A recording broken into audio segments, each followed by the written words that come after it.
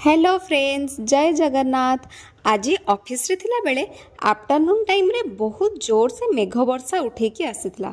जो टाइम रे वर्षाटा जस्ट उठे थाए बट हे न थाए से टाइम रो क्लाइमेटटा ना मते बहुत पसंद। आउ से टाइम रे सेनिक व्यू एते सुंदर आसे मु कौन कहबी। आउ आम ऑफिसटा टिके फांका फांका जगार अच्छी, बहुत सारा गछपत्र सेठी, तो पवन भी बढ़िया दौ थाए।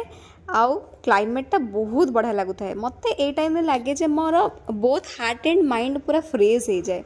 तो एमती मु आसिकी बाहर बुलूली कौन करी से टाइम तो पिला एका के आसी न था, एमती नेचर को टिके enjoy करूली।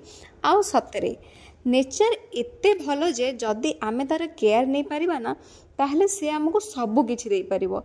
Nature itself a medicine.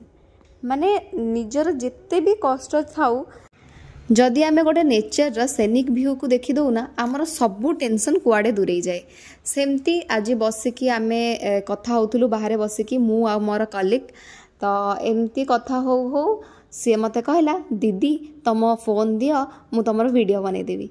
मु कहली ठीक अच्छे गोटे वीडियो बनै दियो। से मु स्टाइल मारिकी पोज दौची। किछि टाइम परे पुणी आमर डे टू डे लाइफ को आमे पळे आसलु। पिला माने आसिले पाठ पढ़िले एंड देन छुट्टी टाटा।